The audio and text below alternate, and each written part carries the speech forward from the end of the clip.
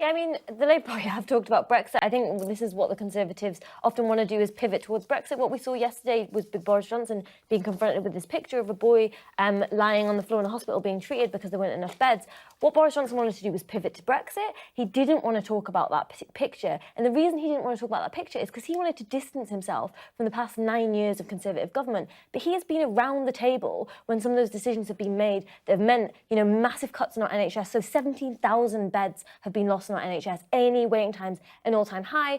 Boris Johnson doesn't want to engage with that picture, not only because he is, there's a lot of mistruths in this campaign, he has contempt for a lot of the public, and his father has shown that contempt for the public, but because he wants to distance himself, right, from the Conservatives over the past 9 years. But he's been involved in so much of that. And so this is a politician who has overseen the ripping up of a lot of parts of our NHS.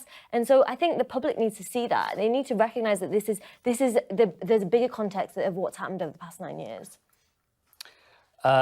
Well, talking about the picture, I do think the Prime Minister was quite slow in his response. He finally said the right thing, but putting the phone in his pocket was not the right thing to do, not the right look.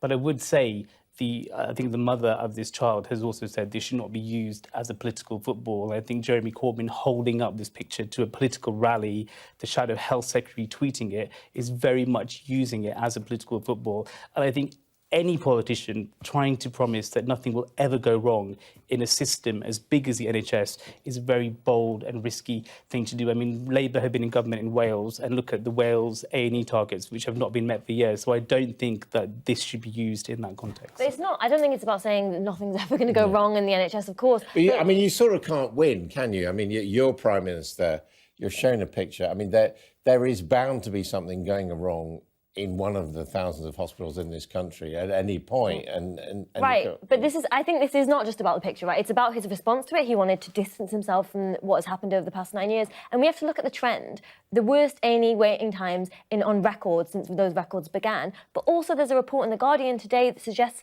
almost 5,500 patients have died because they've been waiting in trolleys in NHS hospitals. So it's not about saying, this is one picture, one case, and we're blowing this up and suggesting that this is inaccurately suggesting that this is not representative of something bigger. In hospitals, were they, sure, but this is because they were on trolleys. Are you saying? Yeah, but this is what this report in The Guardian says, and what we've also seen. I think we should also listen to a lot of those NHS staff who don't usually come out and make videos, stand on underground trains saying we are worried about the future of the NHS. It's unprecedented to see so many people, I think, coming out who work in the NHS and saying we are worried about the Conservatives winning again.